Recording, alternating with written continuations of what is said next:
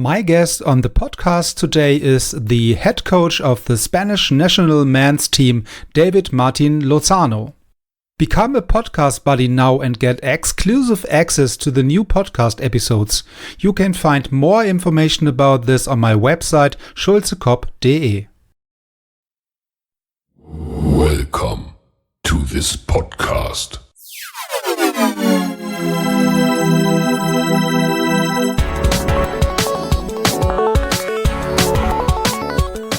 Water Polo Expert Talk. Get the insights.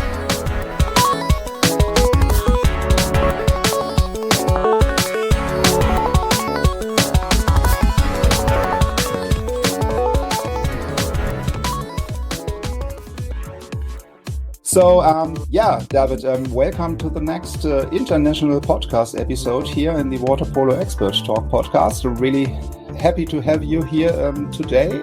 Good morning. Maybe at the beginning, as usual, also with the other participants here in the podcast, maybe a short introduction from yourself.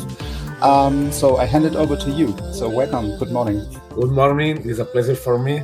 Thank you for the invitation. So it's my pleasure. So to be honest,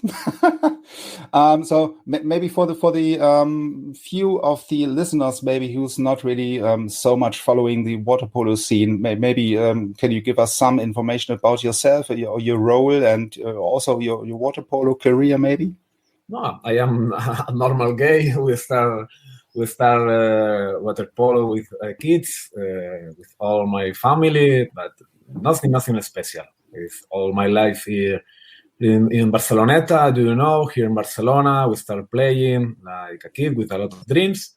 We grow up with the club because Barceloneta is always grew up in the last years. We start with a family club, a small pool, but we changed all in 1995. The club changed the pool. I am lucky because we start play with a lot of stars, world stars, water polo, like Stiarte, Chava Gomez, with a lot of foreigners, Dejan Savic, Petar Trojovic. I am very lucky. I stay in the perfect place, in the moment, in the best moment for me. Yeah, so it sounds like you have really a good active or career as an active player, and also after that, the dream come true. Maybe that you stay with your club and also have the active career now and stay in Barceloneta. Yes, all my life. We start because my brother, Jesus Martin, and my sister, Belen Martin, he was a water polo player for the female national team in one club very, very famous here in Mediterranean in that era. And we start playing, but what happened? Barceloneta is a familiar club, but there is a moment that he changed the pool. He need with another club is Athletic, and he built an Athletic Barceloneta. And I luckily because we start playing with a lot of stars. We start with Chava Gomez, Gustavo Marcos, Chiqui Sanz, all the national players in the 19s. And after we finished my career in 2013, after the Belgrade, the Final Four in Belgrade, and quickly I start my career with the coach. But sorry, I don't a spectacular player. I'm a normal player, but I'm very lucky because I always are playing with a lot of very, very good players. For me, this is very good for my career. Yeah, and also it sounds like that you have also the benefits from playing with these guys in the past, that you have now really the experience, even when you say you are not really the spectacular player maybe, but it ended really in the national or the head coach of Spain. So there's it should be really a benefit then, yeah. So that you play with all these stars in the past. So maybe when you say in the Spain area, Mediterranean area. So maybe you can give us some, let's say, information about the level or the status of water polo in Spain and also Italy, Croatia, whatever. So it's really interesting to see the difference about the importance of water polo instead of Germany. So we really have the problem, at least for the water polo scene, that we have not the environment and also not the structure or the infrastructure and the support of the governments, of the schools. What is different between Spain and maybe also Germany or other European countries? What do you think? I don't know. I think that the people think that in Spain the water polo is very, very professional. We have a lot of clubs, it's true. But the reality in Spain is the water polo more strong is only in the Barcelona area. Do you know? You have here the best team is Barceloneta, after Barcelona, Sabadell, Terrassa. But we have the problem that the other country in Spain, water polo is not professional. 10 years ago, for example, in Madrid, there is a canoe with a lot of players like Gavi Hernandez, Sanchez Toril, the brothers Moro. And in Madrid, it was very, very stronger. But in the last years, we have the problem that only in Barcelona. This is one problem, and this is a very good thing because all the kids here in Catalonia, for example, they have a lot of competition. The competition here in the youngest categories is very, very strong. And after the case for Spain, difference between Germany and the other countries, even the Balkan countries or Italy, Hungary, that we have a center performance for high level for the young players. We always take 8-10 players every year, and he start one development for the water polo in Sant Cugat. This is the famous car of Sant Cugat. And we have working with them until 14, until 18 years. During 4 years, it's very strong practices every day.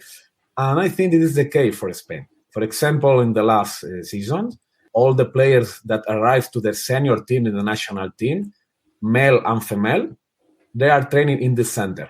For example, the last Unai Aguirre, Bernat Sanaúja, Álvaro Granados, Roger Taüll, all these players are training here. This is the case for Spain. If we don't have this center, I think that the situation in Spain will be very, very different. Yeah, so we have, so maybe just give you some examples what is the infrastructure here in Germany. So because we have not really a center or only one, so because we have maybe in this area of the biggest biggest clubs at the moment, so which is Hanover, which is Spandau maybe, and Duisburg, so we have centers around the biggest clubs at the moment, so we have maybe some similar situation or infrastructure then, but I would agree that you have or it could be good or it could be also not good when you have only one center of such a huge country, so maybe then when you have other centers, then you have maybe the problem to say, okay, you have to come to this center, or you have to come to this center, or you have to move, or whatever. So it could be a pro argument or even a contra argument then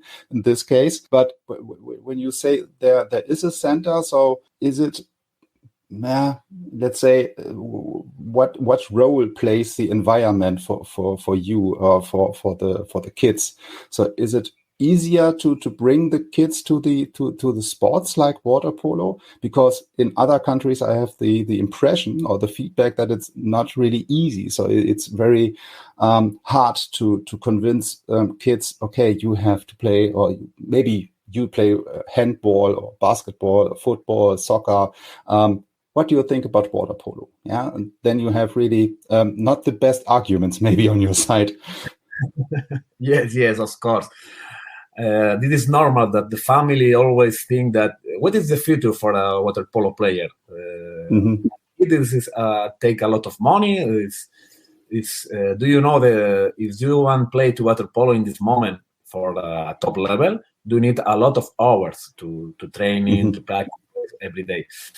But I think that this center, for example, in Barcelona is good because you have a full accommodation for the players. We can go to school, to the practices. He can eat in the center, and the community for the families is very, very good.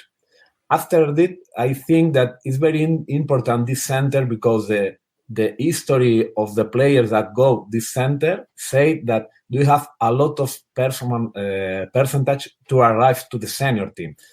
And I think what the family here, for example, they have a lot of good things for this center in Barcelona.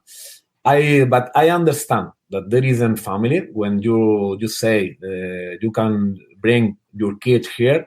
There's a lot of family that say no, because the level of the school is not the same. It's not high level for my kid. It's normal because the water polo is a minority report. It's a sport. Minority. Yeah. Sport. And here we have a very big problem in Spain because as you know, Spain is a country with a lot of sports, team sport. In the last Olympic Games, I think that we are the first team in Europe with basketball, handball, water polo, male and female, and we are very, very alternative for the kids, not water polo. And do you know here the fifth sport is always the soccer with the Real Madrid and Barcelona. But I think that here in the Barcelona area, we have good image for the center, for the families, and all the families with the players. Normally, we don't have problem to bring the kids. Okay. Yeah. So in this case, it's every time when you travel or have vacation or holidays, maybe in Spain, and also some big tournament or Olympic Games is running. Yeah. So you see live games of water polo where you think when you're coming from Germany, okay, this would be nice also in Germany to have such a nice stream and live performances of water polo also. So even when you know, okay, maybe the German national team is maybe not playing or not playing within the first ranks or first places there, but it's anyway. So water polo, in my impression, during the last couple of years is not really happening in the media landscape here in Germany. Yeah. So because of these success, what is not there. Yeah. So you only have the chance to come to the TVs or TV shows or streams or whatever where you have success. Yeah, of course. Here in Spain, the tradition here in Spain, after the Olympic medals in Atlanta, Barcelona, the 90s generation with Royan, Estiarte, this is a famous sport. For example, when we go to Olympic Games, all the people say, "Oh, with water polo medal, sure," but it's not easy. And now in the last season, do you know the female water polo is a crazy. We are in all the semifinals, finals. We are winning a lot of tournaments.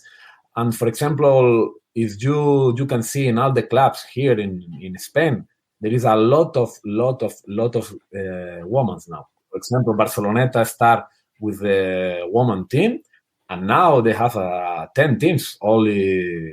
Okay, it's amazing because it's really that here in Spain we have luckily that water polo is in the TV.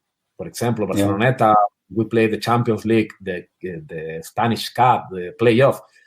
Normally we are in TV, and I think that is very, very important.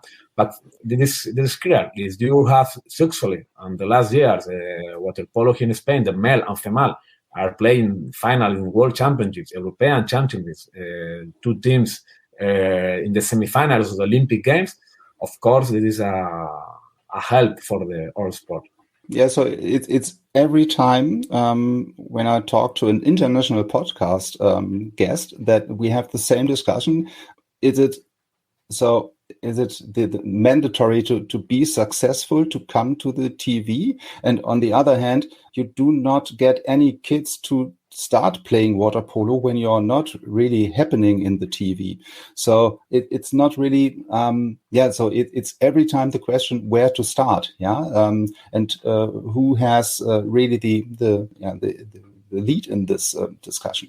So do we have the problem to get kids to start playing water polo because we are not happening in the TV, and the guys in the TV or also in the organizations maybe saying, okay, I support you at least in this moment where you have the success, but before that, I will not really support you in this really, big range to get to this point to get success. Yeah. So it's really, not an easy discussion to say, okay, where's the problem here at the moment? Yeah, of course. Do you need TV to show your sport? But do you need the success for the TV show your sport? This is the problem. At the moment, we have also the situation that we able to get more awareness of water polo, not really coming from the official TV channels and stations and so on, because it's also very easy now to stream yourself games, for example. Yeah, so there is maybe the advantage of the technical side then that the clubs see, okay, it's much more easier for us to stream or to recording such a game maybe to get a little bit more of awareness then. Yeah, of course. 10 years ago, it was impossible to see the games or the leagues, in Italian league, Serbian league, and now you can see everything. But it's true that we need water polo, a global in the world. We need more exposure in the media. We need more TV. But do you know, in this moment, the TV is changed. The young people don't look the TV. It's only streamings, and maybe we can use this for make the water polo or more streaming, but more professional. Now it's true that you can see, for example, the Champions League. Now the games of the World League in FINA, you can see by YouTube or the page of the land. But we needed more publicity, more that the young people know this. Because, for example, I have young players that they don't know this. They can see all the games. They can see the game of Novi Belgrade to see Mandic. No, this is a problem because the young players today, I don't know. They have the mentality like us 10 years ago. They have a lot of inputs in his mind. Yeah. So that's not really a matter of age in this case. Yeah. So every time when you think, okay, regarding social media and so on, it's only the very young kids and people. Yeah. But it's also when you're saying, okay, you have also some players in your team that they are at least a little bit older, so they are not any more kids, that you have or see this at least some kind of the same problem in this case, in this age. Look, for example, when we start the preparation with these kids to go with the Center of High Performance, the coach of them is Willem Pirelkov, is the assistant coach in the national team. On the first day, when we arrive all the kids, the first question are, who is Mandic? Let me say me 3 players of Montenegro national team. Say me 3 players of a lot of kids don't know this. This is the mentality to the young players. He won't play polo because they enjoy, but I don't know if he has the mentality to grow up with the dream to arrive to the senior team. In the actuality, I think that the young players, the young people, is the important is today. Today. I want this now. No, I don't think that I need 10 years training a lot, but finally arrive to the national team. This is crazy for them. Yeah, so the success or the result, I want the result today without any effort, maybe before. Yes. So when you're talking about the center in Barceloneta, so is it in terms of or in regards to your job as a head coach of the national team, is it easier for you with the center to see or to have more players in your area available? And in this case, you don't have to travel around the country all the year. or is it the same? For me, it's amazing because I can see every week all the games. I can see 2-3 games for the National League because we play in Barcelona or maybe in Sabadell. It's 20 minutes by car, Terrassa, Mataró. But the other teams, we have 12 teams in the National League. 9 teams is from Barcelona area. And the other is Canoe from Madrid, Pamplona, Navarra, and the other is in Canary Island. I am lucky because I can see all the games. Of course, all the Champions League from Barceloneta or the Europa League for Sabadell or Barcelona, I can see every day directly.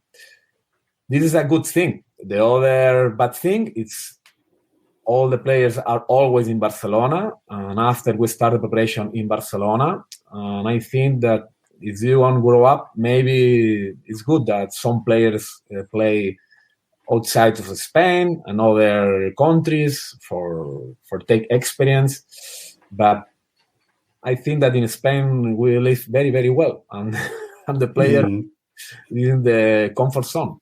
Yeah, so there's no real reason to leave the country of Spain in this case, because it's everything there. Yeah, so you have the competition within the National League, and you have the competition all around the year. Then you don't really need to leave the country. At least you mentioned the experience for young players, maybe to leave the country for several years and come back and be even stronger in the Spanish league than after this experience in the other country. Yeah, for me this is important, but it's true that, for example, 10 years ago, when we was a player in the national team, there are players like Guillermo Molina, Xavi Garcia, Felipe Perrone, Marvin Gaye. He was going out of Spain to play. But in this moment, it's true that Barceloneta is a very, very strong team. If you stay in Barceloneta, you can play the Champions League. Maybe you have a lot of opportunity to play the final 8. And this is a good thing for the players, for the Spanish players. And it's true that you are living in Barcelona, one of the best cities in the world, and you are comfortable. But it's true that sometimes, maybe not all the players, but maybe some players need live to this experience to come back after with another perspective for our sport. But I don't know. This depends on every player. But for me, it's a good thing because it's true that for me, sometimes if I want make some practice from training together, it's very easy. Or in Barcelona, I say tomorrow, 2 days we can training, and for me, it's perfect. Yeah. So maybe in this case, it sounds like you have maybe from your team or the structure of the national team also some blocks from some teams, or from not so many teams, maybe from Barceloneta and the one or two other big clubs, that you have really the blocks within your national team. So it's maybe some kind of the same situation here in Germany, that you have maybe a block coming from Spandau, and the other block comes from Waspo, and then you have maybe 1 or 2 other players from other smaller clubs. But do you think it's an advantage for a national team that you have these blocks within your team? Is it easier maybe because they know each other much more better then? Yeah, but they have good things and bad things. The good things is you have a lot of players playing together. Sometimes the game, do you need only look your partner to your teammate to make the movement, assist the goal. But after, if you want change a lot of style of play, in the national team, they have playing in one way all the season, and you have only 4 or 5 weeks to change this. We are lucky because in the last season, for example, Barceloneta block players are training with my brother, and the similar idea for my brother and for me not change nothing. Players arrive me, with me, maybe one or two things different, but the style of play is very, very similar. For example, this season will be different because all the players from Barceloneta are training with Elvis Fatovic. It's another style. It's similar style, but still, this season will be the first time. I am sure that we need more time to change this networking in the water for the players, because it's normal. You are 8-9 months working in this way, and after we arrive in only 3 or 2 weeks, we must change. So I think it's important. It's perfect. For me, the most important for all the national players is they can play in the Champions League European competition. This is more important because in this moment, the National League in Spain is not top level. There is Barceloneta, Sabadell, Barcelona, Tarrasa, but the other teams is not top level like in European competition. And for me, it's very, very important, for example, that Barceloneta is playing the champions. And for example, Sabadell and Barcelona, we are playing the semifinals in the LAN. And now Sabadell, we will play the final. For me, it's the best training for the young players and for all the players.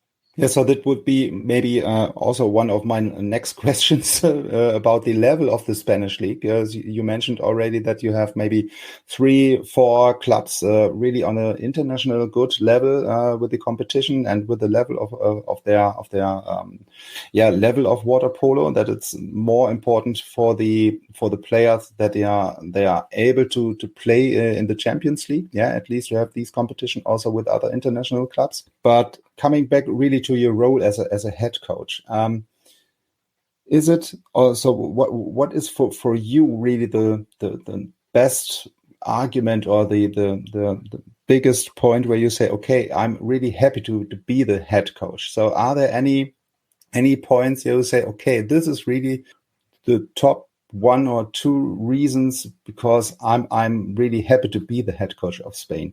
So I'm really sure that you are happy to be the head coach of Spain, but maybe also for me or also for the listeners here, how do you become to this, or how do you come to the role as a head coach of Spain? Yeah. So are there any issues or problems, difficulties for you, make the transition from a player to a coach? So there's definitely some kind of development for yourself, and for your personality. We start with the 1 or 2 questions, points where you say, okay, this is really the main key points because I'm happy to be the head coach of Spain. Good question. Was quickly this. I stopped player in the 2013. In that summer, we started with the assistant coach with Rafa Aguilar in the World Championships in Barcelona. And after we started in Barceloneta with assistant coach of my brother. In the first season, we won the champions. And after 2 years, we will go to the Catalonia Federation in this center, high performance, like a director with a manager. And after these 2 seasons, I received the proposal for the Spanish Federation. In the beginning, I have a lot of, I am not sure, because for me, it's the first time I will be the head coach of one team, not the national team, the one team, because I assistant coaching with Rafa Aguilar, assistant coach with my brother, but I never take one team. I think that it's the best position in our sport, the head coach of our country, like in Spain. I am a privilege because I am very lucky because we have a lot of talent players to choose. And the best thing, but I think that you live like Olympic Games, World Champions League with the possibility to win. This is amazing. For me, this is the best thing for me. I don't have. And the other, this is a position that you can live with your family with a lot of months. For example, in September, October, I have two kids of 10 years. I can time for them. And after in summer, of course, I forgot all the family. But live my life, and after I can live my dream. If you are the coach of the one team, for example, Barceloneta, all the year the stress is very, very strong, very, very. And for me, this is one of things that we want to stay here, like a head coach from Spain.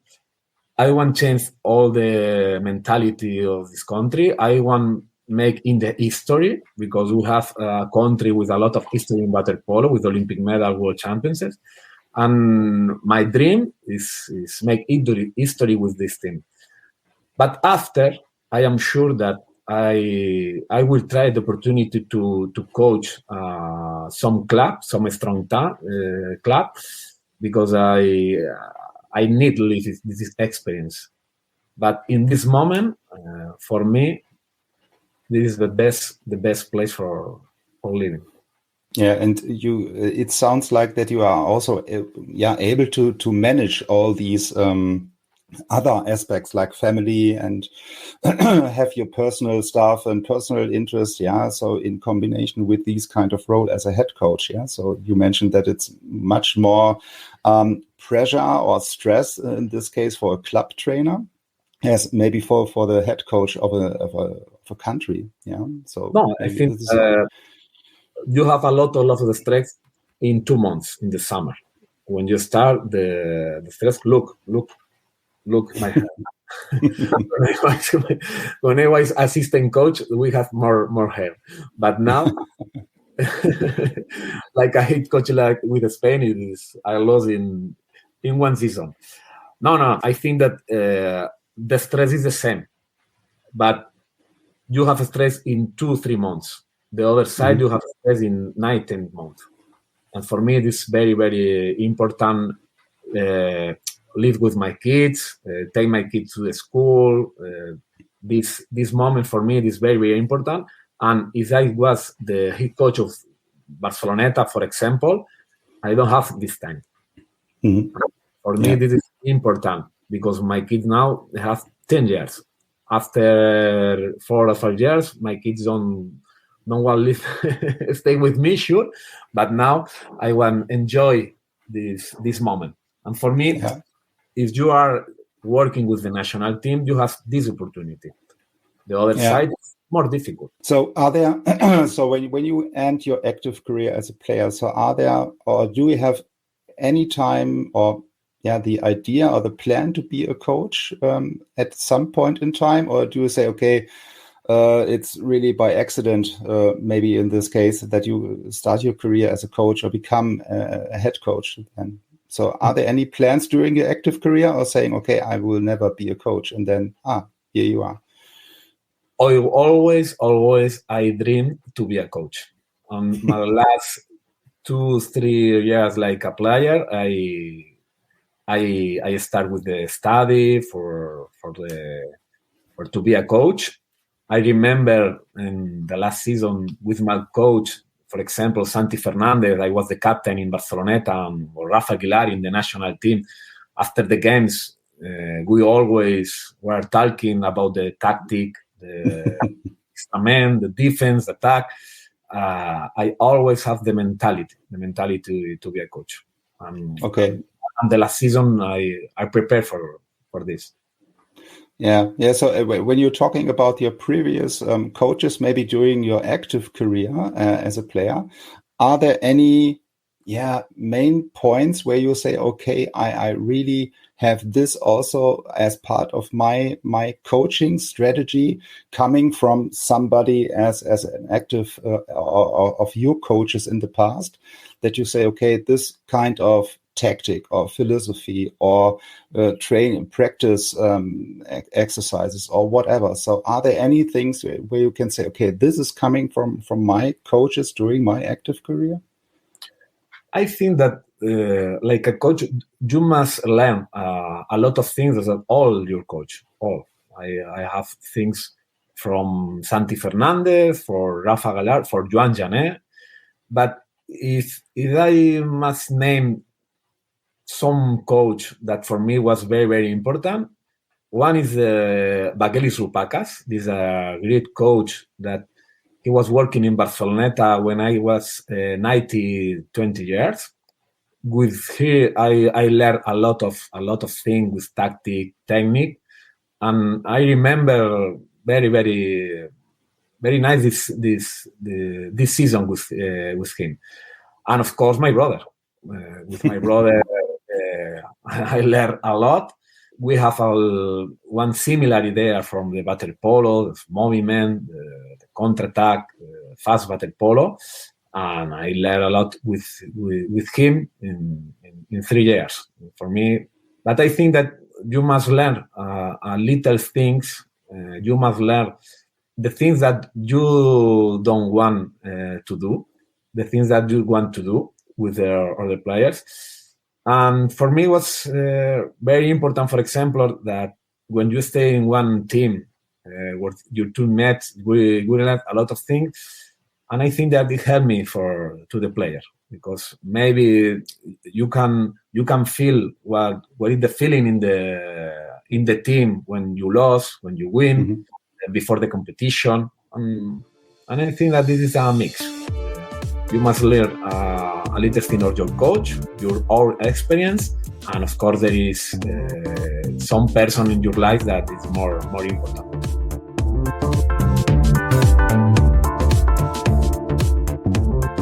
So we already reached the end of this podcast episode again. Thanks for listening, and stay tuned also for the second part of the discussion with David.